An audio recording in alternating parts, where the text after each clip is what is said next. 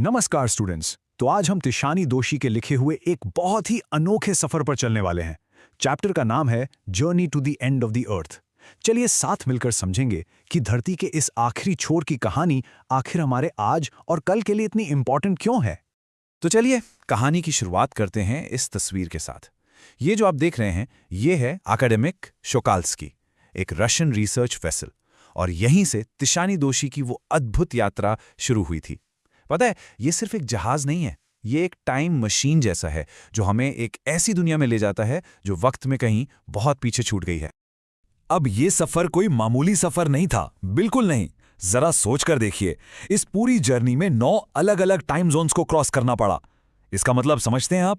इसका मतलब है कि ऑथर को अपनी घड़ी 9 बार आगे पीछे करनी पड़ी। इससे ही आप इस यात्रा के स्केल का अंदाजा लगा सकते हैं। और बात यहीं खत्म नहीं होती, इसके साथ साथ उन्हें 6 सिक्योरिटी चेक पॉइंट्स से भी गुजरना पड़ा। अब ये चेक पॉइंट्स दिखाते हैं कि अंटार्कटिका कितनी इंपॉर्टेंट और नाजुक जगह है, जहां हर कदम बहुत सोच समझ कर रखना पड़ता है। और कुल मिलाकर सफर था 100 घंटे से भी ज्यादा का। कार, एरोप्लेन और फिर आखिर में जहाज, इन सब से ट्रैवल करने के बाद कहीं जाकर ऑथर धरती के उस आखिरी कोने तक पहुंच पाई। तो आज के इस एक्सप्लेनर में हम इन 6 इंपॉर्टेंट पॉइंट्स को कवर करेंगे। एक एक करके हम इस कहानी की हर लेयर को समझेंगे और इसके डीप मीनिंग तक पहुंचेंगे। तो शुरू करते हैं पहले सेक्शन से। चलिए सबसे पहले बात करते हैं उस एक्चुअल जर्नी की जो ऑथर ने मद्रास से शुरू की थी, उस सफेद कॉन्टिनेंट यानी एंटार्कटिका तक। तो मंजिल क्या थी? एंटार्कटिका। और ये कोई ऐसी वैसी जगह नहीं है। जरा इमेजिन कीजिए, दुनिया का सबसे ठंडा, सबसे सूखा और सबसे तेज हवाओं वाला कॉन्टिनेंट। एक ऐसी जगह जो बाकी दुनिया से बिल्कुल कटी हुई है, जहां इंसानों का कोई नामो निशान तक नहीं। और जब वो वहां पहुंची तो उस जगह की विशालता, उसका वो अकेलापन देखकर बिल्कुल हैरान रह गई। वहां एक ऐसी शांति थी, एक ऐसी वीरानी जिसे शब्दों में बताना लगभग नामुमकिन है। ये एक ऐसा एक्सपीरियंस था जिसने उनका नजरिया हमेशा हमेशा के लिए बदल दिया। ओके, आगे बढ़ते हैं। अब एंटार्कटिका को ठीक से समझने के लिए हमें टाइम में थोड़ा पीछे जाना होगा। चलिए धरती के इतिहास को थोड़ा गहराई से देखते हैं। तो गोंडवाना ये क्या था?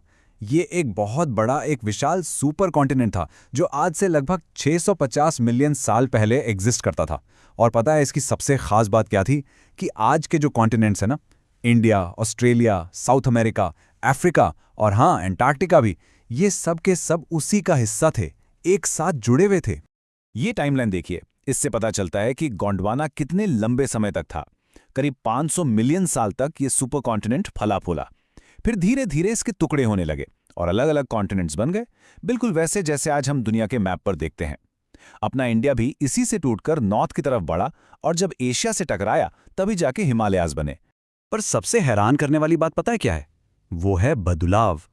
गोंडवाना के टाइम पर, जिसे आज हम अंटार्कटिका कहते हैं, वहां गर्मी होती थी, वहां ढेर सारे पेड़ पौधे और जीव जंतु थे। और आज देखिए, सिर्फ और सिर्फ बर्फ की एक मोटी चादर है, बायोडाइवर्सिटी बिल्कुल ना के बराबर। ये बदलाव हमें यही सिखाता है कि हमारा क्लाइमेट कितनी तेजी से बदल सकता है। तो अब आते हैं इस बात पर कि अंटार्कटिका आज के टाइम में हमारे लिए इतना इंपॉर्टेंट क्यों है। आखिर क्या है इस बर्फीले कॉन्टिनेंट में? ये सिर्फ एक बर्फ का टुकड़ा तो है नहीं। क्योंकि बात यह है कि अगर हम अर्थ के पास्ट, प्रेजेंट और फ्यूचर यानी अतीत, वर्तमान और भविष्य तीनों को एक साथ समझना चाहते हैं तो अंटार्कटिका ही वो जगह है जहां हमें जाना होगा। हमारे सारे सवालों के जवाब वहीं छिपे हैं। तो आखिर ये जगह इतनी खास है क्यों? देखिए, पहली बात तो ये कि यहाँ कभी इंसानी आबादी नहीं रही, इसलिए ये आज भी काफ़ी हद तक प्रिस्टीन है, यानी शुद्ध। पर सबसे इंपॉर्टेंट चीज़ पता है क्या है? इसकी बर्फ़। इसकी बर्फ़ की लेयर्स में लाखों साल पुराने कार्बन रिकॉर्ड्स कैद हैं। ये जो आइस कोर्स है ना, ये एक टाइम कैप्सूल की तरह काम करते हैं जो हमें पास्ट के क्लाइमेट के बारे में सब कुछ बताते हैं। और इसीलिए ये जगह हमसे कुछ बहुत गंभीर सवाल भी पूछती है, जैसे क्या वेस्ट अंटार्कटिक की बर्फ की चादर पूरी तरह पिघल जाएगी? अगर हाँ, तो क्या ये दुनिया का अंत होगा, एटलीस्ट जैसी दुनिया हम आज जानते हैं? इन सवालों के जवाब हमारे फ्यूचर के लिए बहुत बहुत ज़रूरी हैं। ओके, तो अब सवाल ये उठता है कि ऑथर तिशानी दोशी वहां आखिर कर क्या रही थी? वो वहां एक बहुत ही स्पेशल मिशन का हिस्सा बनकर गई थी। ये प्रोग्राम है स्टूडेंट्स ऑन आइस, जिसे जॉफ ग्रीन नाम के कैनेडियन चलाते हैं। और इस प्रोग्राम का मकसद बिल्कुल साफ है, हाई स्कूल के स्टूडेंट्स को एंटार्कटिका ले जाना, ताकि वो हमारे प्लैनेट पर हो रहे बदलावों को किताबों में नहीं बल्कि अपनी आंखों से देख सकें। और यहाँ एक बहुत इंटरेस्टिंग बात है, जॉफ ग्रीन पहले सेलिब्रिटीज़ और अमीर लोगों को अंटार्कटिका ले जाते थे, लेकिन वो इस चीज़ से थक गए क्योंकि ये लोग घूम के वापस तो आते थे पर इससे कोई ख़ास बदलाव नहीं आता था। तो उन्होंने सोचा कि इनके बजाय आने वाली जनरेशन यानी स्टूडेंट्स जो कल के पॉलिसी मेकर्स बनेंगे, उन्हें यहाँ लाना कहीं ज़्यादा ज़रूरी है, क्योंकि ये यंग माइंड्स हैं, ये सीखेंगे, समझेंगे और आगे चलकर इंपॉर्टेंट डिसीजंस लेंगे। तो इस प्रोग्राम का गोल सिर्फ साइटसीइंग नहीं था, असली मकसद था स्टूडेंट्स के अंदर हमारे प्लैनेट के लिए एक नई समझ और रिस्पेक्ट पैदा करना, उन्हें एक ऐसा लाइफ चेंजिंग एक्सपीरियंस देना जो उन्हें इंस्पायर करे ताकि वो आगे चलकर एनवायरनमेंट को बचाने के लिए सही एक्शन ले सकें। और अंटार्कटिका का ये पूरा एक्सपीरियंस असल में सिर्फ स्टूडेंट्स के लिए नहीं बल्कि पूरी ह्यूमैनिटी के लिए एक बहुत ज़रूरी चेतावनी है, एक वेकअप कॉल है। वेकअप कॉल का सीधा सा मतलब है उस सच का एहसास होना कि अगर हमने अभी इसी वक्त अपने एनवायरनमेंट को बचाने के लिए अहम कदम नहीं उठाए तो आगे चलकर इसके नतीजे बहुत बहुत बुरे हो सकते हैं। और ये वेकअप कॉल है क्यों? क्योंकि हमारी एक्टिविटीज़ जैसे फॉसिल फ्यूल्स का लगातार इस्तेमाल, बढ़ता हुआ पोल्यूशन, ये सब मिलकर धरती के चारों तरफ कार्बन डाइऑक्साइड की एक मोटी चादर, एक ब्लैंकेट बना रहे हैं।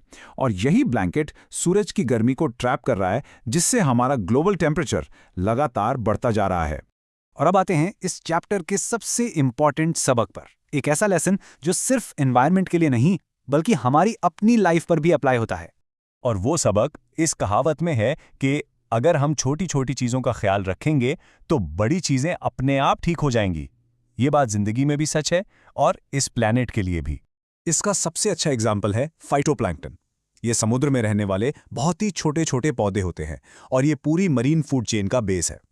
अब देखिए, जब ओजोन लेयर में थोड़ा सा भी बदलाव आता है तो इन नन्हे फाइटोप्लैंक्टन पर बुरा असर पड़ता है, और जब इन पर असर पड़ता है तो समुद्र की पूरी फूड चेन गड़बड़ा जाती है और ग्लोबल कार्बन साइकिल तक डिसरप्ट हो जाता है। सोच के देखिए, एक इतनी छोटी सी चीज का कितना बड़ा इंपैक्ट है। तो टिशानी दोषी की इस यात्रा ने उन्हें और इस चैप्टर के जरिए हम सबको एक वेकअप कॉल दिया है। उन्होंने जो देखा, समझा, वो हम तक पहुंचाया। अब आखिरी सवाल आपसे है, आपकी अपनी जर्नी, आपकी लाइफ आपको क्या करने के लिए इंस्पायर करेगी? आप ऐसा कौन सा छोटा सा कदम उठाएंगे जिसका आगे चलकर एक बड़ा पॉजिटिव इंपैक्ट हो? इस बारे में जरूर सोचिएगा।